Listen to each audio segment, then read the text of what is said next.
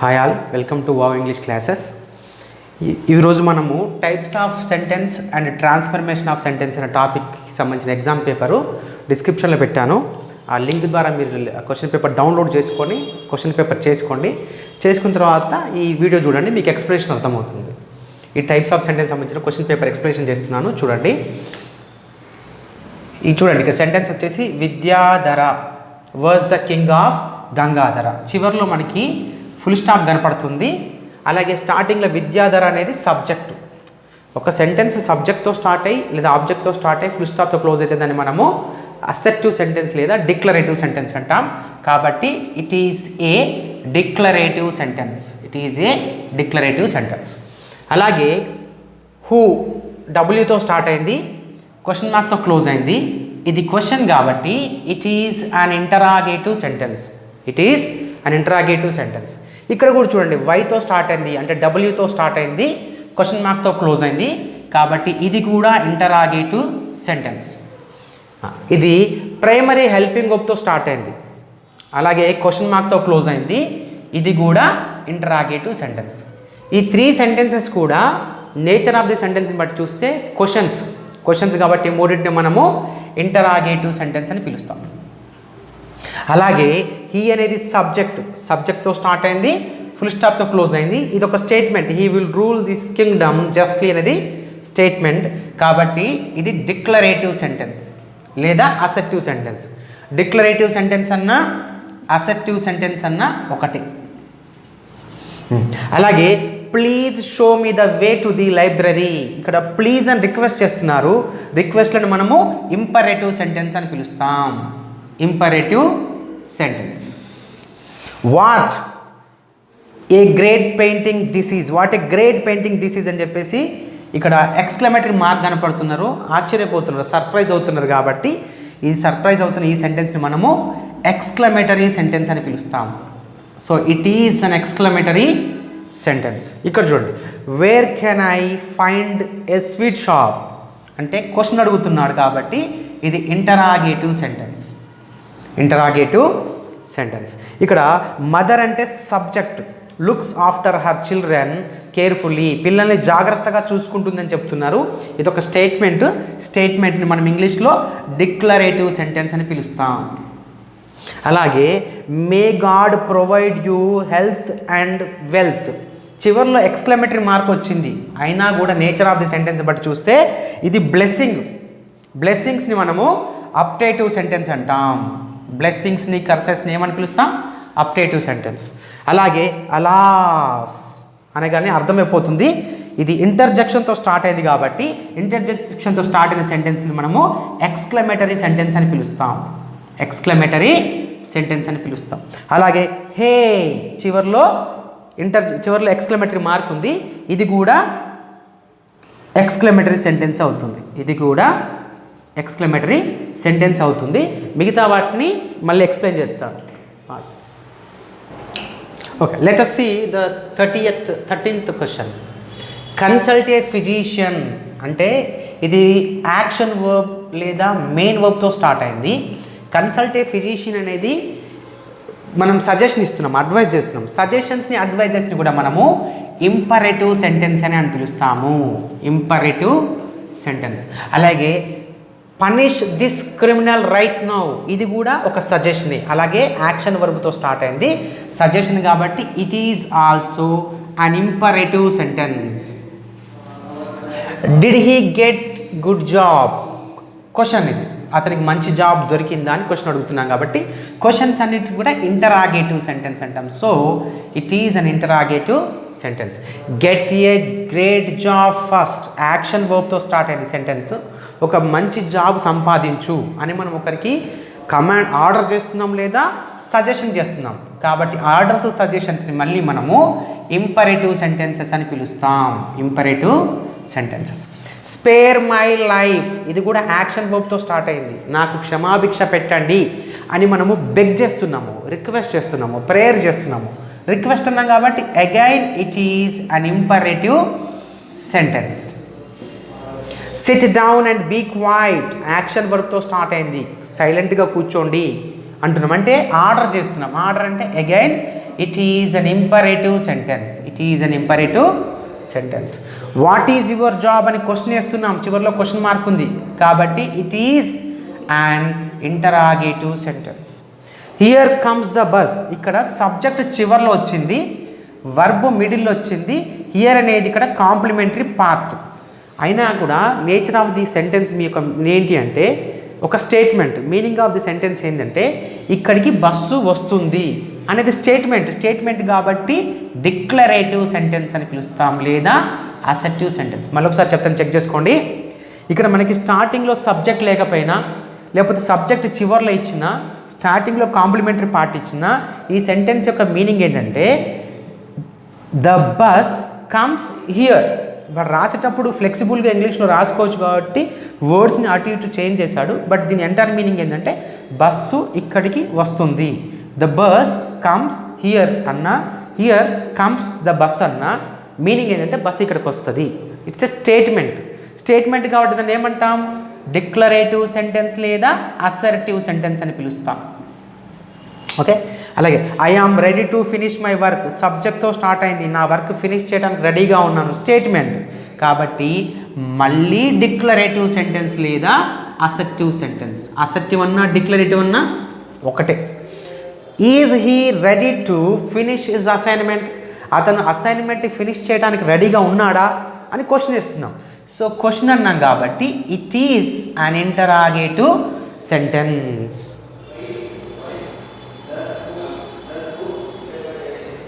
So ఇప్పటిదాకా చెప్పుకున్న bits just identification of sentences, చాలా ఈజీ.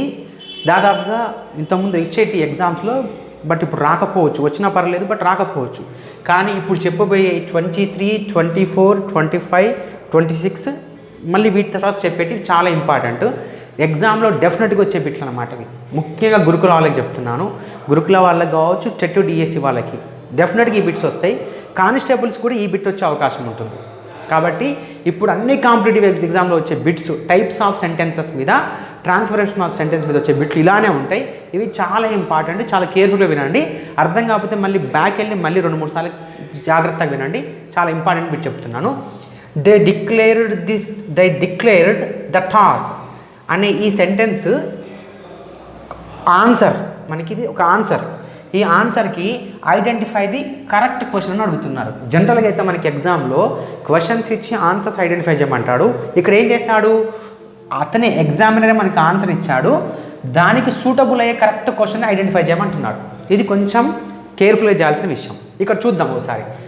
సబ్జెక్ట్, డిక్లేర్ అంటే V2, ది టాస్ అంటే ఆబ్జెక్ట్. కాబట్టి ఈ సెంటెన్స్ సింపుల్ పాస్ట్ టెన్స్లో ఉందని అర్థం చేసుకోవాలి. ఫస్ట్ ఆఫ్ ఆల్ ఆన్సర్ ఇచ్చాడు, క్వశ్చన్ ఐడెంటిఫై చేయాలి, సూటబుల్ క్వశ్చన్. ఆన్సర్ ఏ టెన్స్లో ఉంది? V2 కనపడుతుంది, మెయిన్ వర్బ్ మనకి V2 కనపడుతుంది కాబట్టి ఇది సింపుల్ పాస్ట్ టెన్స్లో ఉంది. సింపుల్ పాస్ట్ టెన్స్లో ఉంటే సింపుల్ పాస్ట్ టెన్స్లో యూజ్ చేసే హెల్పింగ్ వర్బ్స్ ఏంటి? డిడ్. కాబట్టి డూ అనేది రాంగ్ ఆన్సర్, ఎందుకంటే డూ సింపుల్ ప్రజెంట్లో వాడతారు, ఇదేమో సింపుల్ పాస్ట్ టెన్స్లో ఉంది. హ్యాడ్ కూడా ఇక్కడ యూజ్ చేయడం కుదరదు కాబట్టి హ్యాడ్ కూడా తీసేశాను. ఇక్కడ డిడ్ తీసుకున్నాను, అంటే ఆప్షన్ బి, ఆప్షన్ డీలలో డిడ్ కనపడుతుంది హెల్పింగ్ వర్బ్.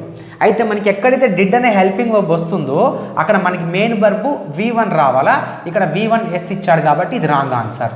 కాబట్టి కరెక్ట్ ఆన్సర్ ఏంటి? Did they declare the toss. For example రేపు నీకు క్వశ్చన్ వచ్చింది అనుకోండి, ఇలా did they declare the toss అనే క్వశ్చన్ కరెక్ట్ ఆన్సర్ ఏంటి? They declared the toss. They declared the toss అనే దాంట్లో మనకి V2 ఉంది కాబట్టి హెల్పింగ్ వర్బ్ డిడ్ తీసుకున్నాము. డిడ్ తీసుకున్న తర్వాత మెయిన్ వర్బ్ మనకి V1 రావాలి, ఇక్కడ V1 ఉంది కాబట్టి V1 తీసుకున్నాం. కాబట్టి దే డిక్లేర్డ్ ది టాస్ అనే ఆన్సర్కి సూటబుల్ కరెక్ట్ క్వశ్చన్ ఏంటంటే did they declare the toss. Did they declare the toss. Excuse me. అలానే వీటికి నేను ఆప్షన్స్ ఇవ్వలేదు, మీకు క్వశ్చన్ పేపర్లో ఆప్షన్స్ ఇవ్వలేదు, కానీ ఆప్షన్స్ లేకుండా వీటిని చేద్దాం. ఇక్కడ మల్లిక్ అండ్ హిజ్ ఫ్రెండ్స్ అనేది సబ్జెక్ట్, హ్యావ్ అంటేనేమో ప్రజెంట్, V3 వచ్చింది కాబట్టి పర్ఫెక్ట్, ప్రజెంట్ పర్ఫెక్ట్ టెన్స్లో ఉంది, గుర్తుపెట్టుకోండి. డూ, డస్, డిడ్, డన్ అంటే V3, మనకి డన్ అంటే డూ, డిడ్, డన్ అంటే V3, హ్యావ్ అంటే ప్రజెంట్, డన్ అంటే V3 కాబట్టి V3 వస్తే పర్ఫెక్ట్, ప్రజెంట్ పర్ఫెక్ట్ టెన్స్. ఇప్పుడు ఆన్సర్ ఏ టెన్స్లో ఉంది మనకి? ప్రజెంట్ పర్ఫెక్ట్ టెన్స్లో ఉంది. క్వశ్చన్ కూడా ప్రజెంట్ పర్ఫెక్ట్ టెన్స్లో ఉండాలి. కాబట్టి ప్రజెంట్ పర్ఫెక్ట్లో వచ్చే హెల్పింగ్ వర్బ్స్ ఏంటి? Have, has. ఇచ్చిన హెల్పింగ్ వర్బ్ ఏంటి? హ్యావ్. కాబట్టి హ్యావ్తో స్టార్ట్ చేద్దాం. Have Mallik and his friends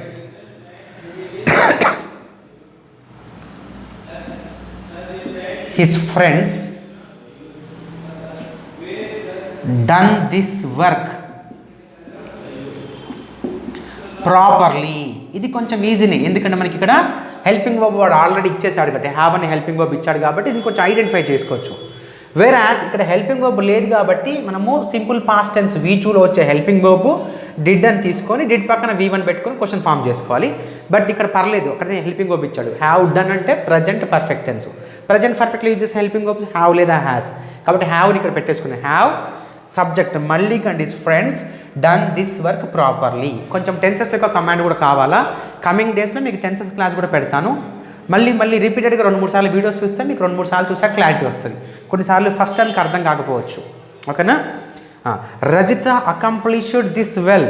Rajitha is here subject, accomplished is V2 verb, this is object, complementary part is well. Here also we can see V2లో V2 అంటే simple past tense. Simple past tense use చేసే helping verb ఏంటి? Did. So again I'm here taking the helping verb did. Subject తీసుకోండి Rajitha. Did వస్తే మనకి V1 రావాలి కదా. Accomplish this well, చివరిలో ఎండింగ్లో question mark. Did Rajitha accomplish this well అనే క్వశ్చన్కి ఆన్సర్ ఏంటి? Yes, Rajitha accomplished this well. అంటే ఇక్కడ మనము క్వశ్చన్స్ ఫామ్ చేసేటప్పుడు మెయిన్గా చూసుకోవాల్సిందంటే helping verbs, main verb helping verbs చూసుకోవాలా. ఓకేనా? సో ఇవి చాలా ఇంపార్టెంట్ మనకి. జనరల్గా ఆన్సర్ క్వశ్చన్స్ ఇచ్చి ఆన్సర్స్ అడుగుతారు. ఇప్పుడు చేంజ్ అయిన ప్యాటర్న్స్లో ఆన్సర్స్ ఇచ్చి క్వశ్చన్స్ అడుగుతున్నారు. ఇవి చాలా చాలా ఇంపార్టెంట్. ఇవి రావాలంటే మీకు టెన్సెస్ అనే టాపిక్ మీద కమాండ్ ఉండాలి. Tenses and helping verbs topic మీద కమాండ్ ఉండాలి. అవి చెప్పినప్పుడు టెన్సెస్ చెప్పినప్పుడు మళ్ళీ ఈ టాపిక్ మళ్ళీ ఒకసారి కవర్ చేస్తాను. ఈ పర్టికులర్ బిట్స్ ఒకసారి కవర్ చేస్తాను. ఓకేనా? చలో, this is the most important bit. TET DSC కానీ, గురుకుల టీఆర్టీ మోడల్ స్కూల్ కానీ, అలాగే కానిస్టేబుల్స్కి లేదా జనరల్ స్టడీస్లో అన్ని కాంపిటేటివ్ ఎగ్జామ్స్కి ఈ ప్యాటర్న్ బిట్ ఇప్పుడు చాలా ఇంపార్టెంట్. ఏమిస్తారంటే ఒక క్వశ్చన్ అడుగుతారు. క్వశ్చన్ అడిగి దానికి పాజిటివ్ రెస్పాన్స్ ఏంటి లేకపోతే నెగిటివ్ రెస్పాన్స్ ఏంటి అని అడుగుతారు. చాలా రెగ్యులర్ క్వశ్చన్ అన్నమాట ఇది ఇప్పట్లో. దీనికి ఒక క్వశ్చన్ అడుగుతారు. క్వశ్చన్ అడిగి పాజిటివ్ రెస్పాన్స్ ఏంటి, నెగిటివ్ రెస్పాన్స్ ఏంటి, ఇదంతా కూడా టైప్స్ ఆఫ్ సెంటెన్స్ సంబంధించిన టాపిక్. ఓకేనా? చలో, didn't you know them earlier. Didn't అని ఇచ్చాడు చూసారా? డిడెంట్ అంటే ఏంటి? Negative sentence, negative question. దీని మీనింగ్ ఏంటంటే నీకు వారు ఇంతకుముందు తెలీదా? ఈ టైప్ ఆఫ్ క్వశ్చన్ వచ్చినప్పుడు మదర్ టంగ్లో ట్రాన్స్లేట్ చేసుకోండి. Didn't you know them earlier. నీకు వారు ఇంతకుముందు తెలీదా? అవును, తెలీదు. అవును, తెలీదు. అవును, నాకు తెలీదు. కాబట్టి ఇది పాజిటివ్ ఆన్సర్. ఇది కొంచెం కన్ఫ్యూజ్ అవుతారు. 2-3 సార్లు తెలుగులోకి లైక్ మీ మదర్ టంగ్లో ట్రాన్స్ఫర్ చేసుకోండి. నెగిటివ్ ఆన్సర్ అడిగాడు అనుకోండి, లేదు నాకు తెలుసు, లేదు నాకు తెలుసు.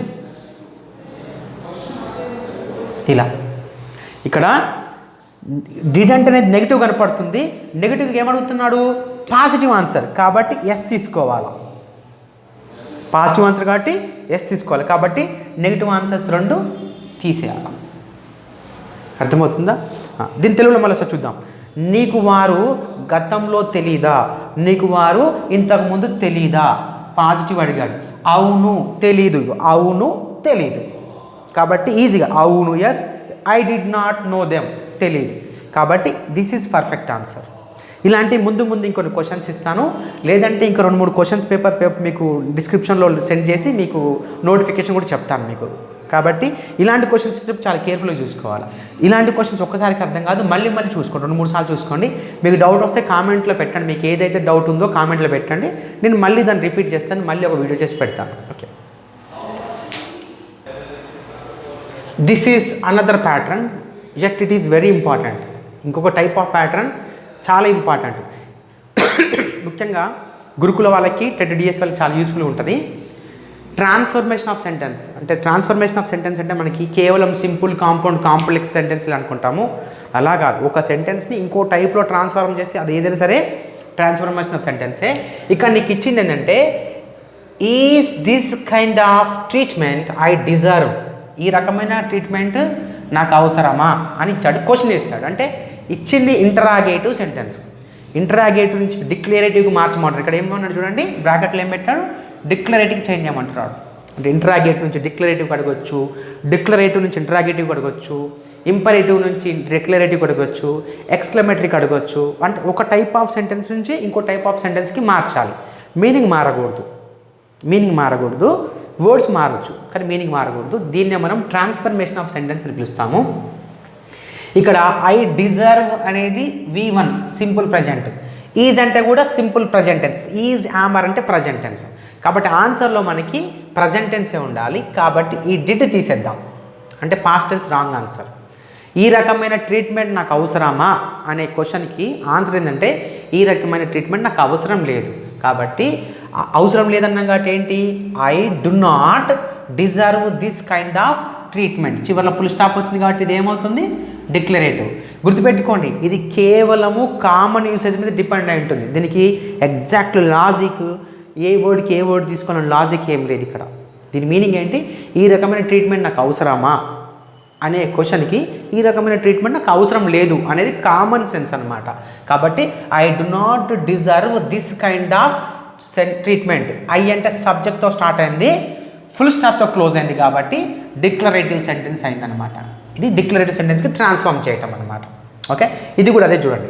ఇక్కడ ఇచ్చింది ఏంటి, you should not waste your resources. ఇక్కడ యూ అనే సబ్జెక్ట్తో స్టార్ట్ అయింది సెంటెన్స్ మనకి. అఫ్ కోర్స్ కొంచెం సెంటెన్స్ చూసినప్పుడు రిక్వెస్ట్లో అనిపించినా కూడా సబ్జెక్ట్తో స్టార్ట్ అయింది కాబట్టి మనకి ఇది ఇంపరేటివ్ కాదు, చివరిలో ఫుల్ స్టాప్తో క్లోజ్ అయింది కాబట్టి ఇది డిక్లరేటివ్. ఈ డిక్లరేటివ్ని ఎలా మార్చమంటున్నారు, ఇంపరేటివ్గా మార్చమంటున్నారు. అంటే ఆర్డర్ చేసినట్టు, రిక్వెస్ట్ చేసినట్టు ఉండాలి. ఇక్కడైతే మనకి రిక్వెస్ట్ ఏం కనపట్లేదు యాక్చువల్గా. You should not waste your resources అని ఒక సజెషన్ చేస్తున్నాము, రిక్వెస్ట్ అయితే కాదు. కాబట్టి ఇంపరేటివ్కి మార్చాలంటే మనకి దేంతో స్టార్ట్ కావాలా, సబ్జెక్ట్తో స్టార్ట్ కాకూడదు, యూ అనే సబ్జెక్ట్తో స్టార్ట్ కాకూడదు. Don't you waste your resources అనేది కూడా కరెక్ట్గా లేదు, ఎందుకంటే don't you waste your resources అనేది కంప్లీట్ మీనింగ్ఫుల్గా లేదు. డోంట్ వేస్ట్ యువర్ రిసోర్సెస్, నీ రిసోర్సెస్ని వేస్ట్ చేయకు. You should not waste your resources, don't waste your resources సేమ్గా ఉంది. కాబట్టి డోంట్ అంటేనేమో మనకి ఇది యాక్షన్ వర్బ్గా తీసుకోవచ్చు, చివరిలో ఫుల్ స్టాప్ ఉంది. ఇది ఆర్డర్లా ఉంది కాబట్టి ఇది ఏ టైప్ ఆఫ్ సెంటెన్స్ అవుతుంది, ఇంపరేటివ్ సెంటెన్స్ అవుతుంది. ఇక్కడ కూడా పర్లేదు, please do not waste your resources అని ఉంది, ఇది కూడా ఇంపరేటివే. కాకపోతే పైన చెప్పబడిన సెంటెన్స్ రిక్వెస్ట్ కాదు కాబట్టి మనం కూడా రిక్వెస్ట్ తీసుకోకూడదు. ఇక్కడ డోంట్ వేస్ట్ యువర్ రిసోర్సెస్ ఇది ఆర్డర్లా ఉంది, ఇది కూడా ఆర్డర్లాగే ఉంది. కాబట్టి you should not waste your resources అనే డిక్లరేటివ్ సెంటెన్స్ని ఇంపరేటివ్గా ట్రాన్స్ఫార్మ్ చేసినప్పుడు ఏమవుతుందంటే డోంట్ వేస్ట్ యువర్ రిసోర్సెస్ అనేది ఇంపరేటివ్ సెంటెన్స్ అవుతుంది. ఇది కామన్ యూసేజ్ మీద డిపెండ్ అయి ఉంటుంది. కొన్ని ఎక్కువ బిట్స్ చేయాలి, రీడింగ్ బాగా చేయాలి, కొన్ని ఎక్కువ బిట్స్ చేసిన తర్వాత ఆటోమేటిక్గా మీకు వచ్చేస్తుంది. బట్ ఇది ఇంపార్టెంట్ అనమాట. ఇలాంటి ఇంకొక 2 బిట్స్ చెప్తాను, మీకు అర్థమైపోతుంది. అర్థం కాకపోతే కామెంట్లో చెప్పండి, మళ్ళీ ట్రై చేస్తాను. లాస్ట్ 2 క్వశ్చన్స్ అండి, same transformation of sentence. There is nothing better than a happy life. There is nothing better than a happy life. చివరిలో ఫుల్ స్టాప్ ఉంది కాబట్టి ఇచ్చిన sentence, the given sentence is a declarative sentence and you are asked to change or transform it into an interrogative sentence. మీకు declarative sentence ఇచ్చాడు, assertive sentence ఇచ్చాడు, దీని interrogative సెంటెన్స్కి మార్చమంటున్నాడు కదా. Is there any better thing than a happy, ఇది అసలు sentence మీనింగ్ఫుల్గా లేదు కాబట్టి this is a wrong sentence. Is there any better happy life than this, better happy life ఏముంటుంది, అలా కూడా రాంగ్ ఉంది, సెంటెన్స్ కన్స్ట్రక్షన్ కరెక్ట్గా లేదు. Is there any better life than this, అసలు అది మీనింగే కాదు, సెంటెన్స్కి ఇచ్చిన సూటబుల్ మీనింగ్ లేదు. ఇది కొంచెం చూడండి ఒకసారి. Is there anything better than a happy life, same చూడండి. దెర్ ఈజ్ నథింగ్, నథింగ్ వచ్చినప్పుడు మనకి ఏం రావాలా, ఎనీథింగ్ రావాలా. కాబట్టి there is nothing better than what a happy life. ఇక్కడ కూడా ఇచ్చాము. Is there anything better than what a happy life. కాబట్టి మీనింగ్ పరంగా చూసుకుంటే ఇది కరెక్ట్ అనిపిస్తుంది. As a told you earlier also, you need definitely some common usage, at least some proficiency of English to solve these kind of questions, because there are something in English that cannot be explained, which means they are beyond the explanation, that purely required your efforts, like common uses కావాలి వీటికి. Meaning పరంగా అర్థం చేసుకోండి 2-3 సార్లు. లేదంటే మనం 3 wrong answer తీసాం. Narration ప్రకారంగా కానీ కన్స్ట్రక్షన్ ప్రకారంగా కానీ మీనింగ్ పరంగా ఈ 3 సెంటెన్సెస్ దీంతో అసలు మ్యాచ్ అవ్వట్లేవు. ఆ రకంగా చూసుకున్నా సరే ఈ ఆన్సర్కి ఈ క్వశ్చన్ సూట్ అవుతుంది. చూడండి, is there anything better than a happy life? Question answer చూడండి. Yes, there is nothing better than a happy life. ఈ క్వశ్చన్కి ఆన్సర్ సూట్ అవుతుంది, మిగతా సూట్ కావట్లేదు. కాబట్టి this is a correct answer question. Next, he was a man of some intelligence. ఇక్కడ సబ్జెక్ట్తో start అయింది, ఫుల్ స్టాప్ తోటి ఎండ్ అయింది. కాబట్టి it is again a declarative sentence. ఈ డిక్లరేటివ్ సెంటెన్స్ని లేదా పాజిటివ్ డిక్లరేటివ్ సెంటెన్స్ని నీకు ఏమడుగుతున్నాడు? నెగిటివ్ సెంటెన్స్గా ట్రాన్స్ఫార్మ్ చేయమంటున్నాడు. నెగిటివ్ ఉంది నెగిటివ్ అడగగానే మీరు ఏమనుకోండి, నో ఉంది కాబట్టి పొరపాటు పెట్టుకోకూడదు. ఇక్కడ వర్స్ ఇచ్చాడు, మనకి పాస్ట్ టెన్స్ ఇచ్చాడు, ఇక్కడ ప్రజెంట్ తీసుకోవడం కుదరదు కాబట్టి రాంగ్ ఆన్సర్. అలాగే ఇది పాస్ట్ టెన్స్ డజంట్ హ్యావ్ అని ఇది కూడా పెట్టుకోవడం కుదరదు. ఇది కొంచెం సూట్ అవుతుంది. He was a man of no intelligence అని చెప్తున్నారు. బట్ ఇక్కడ మనకి సమ్ వచ్చినప్పుడు ట్రాన్స్ఫర్మేషన్లో నెగిటివ్ వచ్చినప్పుడు ఎనీ రావాలా, కాబట్టి నో రాంగ్ ఆన్సర్. కావాలని మీరు రాసుకోండి. సమ్ వచ్చినప్పుడు ఎనీ రావాలి, సమ్మన్ వచ్చినప్పుడు ఎనీవన్ రావాలి, సంథింగ్ వచ్చినప్పుడు ఎనీథింగ్ రావాలి. ఇది రూల్ అన్నమాట. కాబట్టి he was a man of any intelligence is a negative for this positive sentence.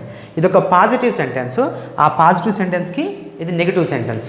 చెప్పాను కదా, ఒకసారికి అర్థం కాకపోవచ్చు, 2-3 సార్లు చూడండి. అర్థం కాకపోతే మళ్ళీ మీరు కామెంట్లో చెప్పండి, నేను చెప్తాను మీకు. ఇవి 2-3 సార్లు చూడండి. ఇలాంటి ఎగ్జామ్స్ మళ్ళీ పెడతాను. ఇదే టైప్స్ ఆఫ్ సెంటెన్స్ అనే టాపిక్ మీద ఇంకా 2 పేపర్స్ ఇస్తాను. 2 పేపర్స్ ఇలాంటి ప్యాటర్న్స్ ఇచ్చే 2 పేపర్స్ ఇస్తాను. 2-3 టైమ్స్ మీరు ప్రాక్టీస్ చేసుకుంటే మీకు ఆటోమేటిక్గా ఎక్స్పర్టైజ్ వస్తుంది. బట్ బిలీవ్ మీ, ఇవన్నీ కూడా మనకి రేపు ఎగ్జామ్లో వస్తాయి. ఇవి మేబీ డిఫికల్ట్గా ఉండొచ్చు, బట్ ఇవి కరెక్ట్, ఇవి రేపు ఎగ్జామ్లో వస్తాయి. మీరు రాసే ఏ ఎగ్జామ్ అయినా సరే ట్రాన్స్ఫర్మేషన్స్ ఆన్సర్ ఇచ్చి క్వశ్చన్ ఐడెంటిఫై చేయమంటాము. Positive responses, negative responses 20 second నుంచి చెప్పిన బిట్స్ అని ఇంపార్టెంటే. ఓకేనా? Have a nice day. నీకు మళ్ళీ వేరే ఎగ్జామ్స్ పెడతాను. Happy English, happy learning. Done. ఓకేనా? ఒకసారి తీసి చూద్దాం ఒకసారి మొత్తం ఫుటేజ్ చూద్దాం ఒకసారి.